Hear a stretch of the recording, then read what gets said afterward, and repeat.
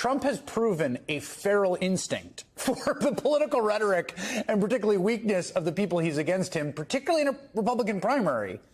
And I just think that, like, there is going to be a little bit of talking past each other as things are set up right now. What do you think? Well, let me just also mention that the Trump campaign right now has the former DeSantis campaign manager. So she knows him very, very well. And the truth is that Ron DeSantis was in Congress. He was one of the founders of the Freedom Caucus, and he supported ending Medicare, cutting Social Security, repealing the Affordable Care Act. And so he has every right to attack DeSantis on that. Tim, what do you think? This is what people don't remember about the Trump 2016 campaign, right? Is he was so extreme on certain issues, but he talked about things that your average talk radio call-in base voter cared about. He was willing to go against the dorky National Review orthodoxies on conservative issues and talk about things like Social Security. And I just think that DeSantis is walking right into the same trap that Ted Cruz. Another way to put it is Trump campaigns to the left of DeSantis on these things. Guess what? Social Security affects right-wing voters. So Trump has to campaign to the left if he wants to appeal to the people. What DeSantis has to do is make it too confusing for them to pay very close attention to, except it affects their wallets. Older folks tend to vote right-wing because they did not have the benefit of the internet for fact-checking for the first decades of their life. They had to rely on their local news, and for a long time, Fox News was treated like a legitimate organization. So they've had 30 years of Fox News lying to them, of covering for Republican nonsense, of telling them global warming isn't real, their house isn't going to be flooded, or a tornado is not coming for them, except it is. Trump has to campaign to the left of DeSantis on these things that he does not care about. Remember, Trump doesn't care about anything but himself. How much evidence do we need of that? We've had his entire life of that. His entire life as evidence of that. Here's the secret, though. All policies by the left are better because they are real policies. The American right, and by the way, there are countries around the world where this is not true, but by and large, the American right only exists to support the business interests of, at the lowest, multimillionaires. But generally speaking, it's for the billionaires. It's the political party for billionaires, not for people that want to become billionaires. No, it makes it much harder to become a billionaire. But if you already are a billionaire, if you want to make an aristocracy in the United States, if you want to make a caste system where you are treated as royalty and you are already a billionaire and your life is already better measurably than everyone else's that you meet, then you vote Republican. Look, the point is, our job here is to show Republican voters the reality of these policies. Our job here is to communicate to Republican voters, just like we have with Social Security, how these things affect them. The difficulty for the left, and you know what, this guy's sharp. Maybe we'll look at him more if he's on MSNBC or other later, but I want to focus on this part. The job here is to communicate to Republican voters the reality of left policies. And the difficult thing for lefties to do is to not bother talking about how it will help other people, unless helping those other people also helps Republican voters. Good news.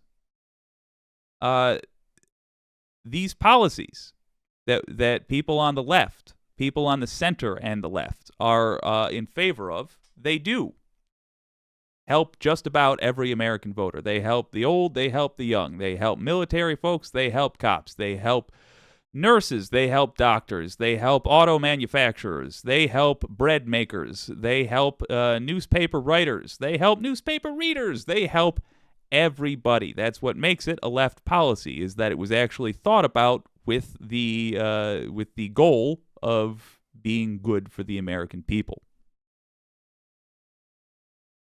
Our failure of messaging on the left comes down to our kryptonite, which is trying to get selfish people to care about other groups of people. When we show a black man getting beaten to death by police to GOP voters, and we say, how can you let your fellow Americans be executed by police? GOP voters only hear, you want me to take on more danger for myself to help that guy. I won't. That's what they hear. And that's what they decide. Instead, that needs to be couched as we are costing police, or we're weighing down good police by making their co-workers be a bunch of criminals. We're making it harder to be a good cop because we won't get rid of bad cops. These are the ways we need to start couching these things. You're going to have a harder time getting reliable protection because you don't know if the cop that's going to show up at your door has been kicked out of 3 other departments. We need quality control in our hiring process for police. You want to talk about Medicare for all?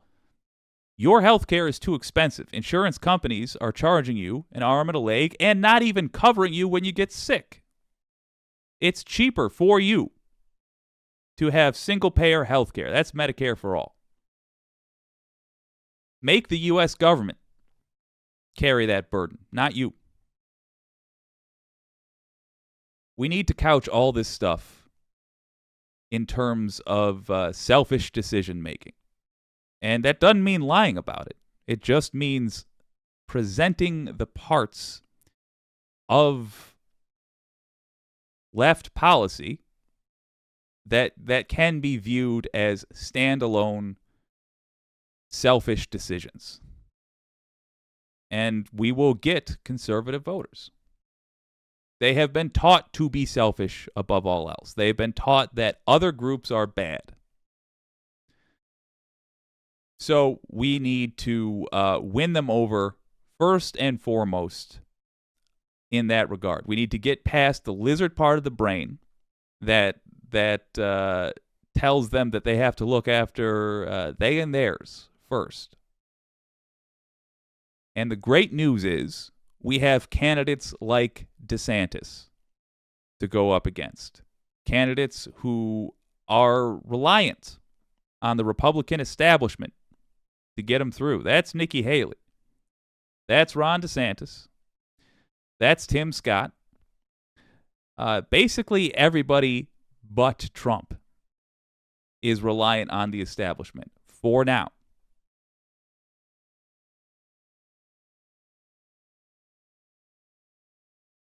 It's ugly, but it's a weakness. It's a weakness of the Republican Party that we can and should take advantage of. It's going to be an incredibly annoying year and a half as we have to set aside our own moral outrage when swaying people and learn to pitch kind policy through cruel language, through selfish language at the very least. But I think you'll find the conversations you have become less frustrating because the objections you get will be less objectionable. It is very hard for lefties to imagine that somebody really doesn't care at all about the fate of somebody else. But if we are just talking about the voter that you're talking to's personal fate, the objections you get will be fact-based. Does this do X or Y? They've been told Y. You need to convince them of the truth, which is it does X. It helps them. Let's see what the wicked community has to say. Christ, that was a long one.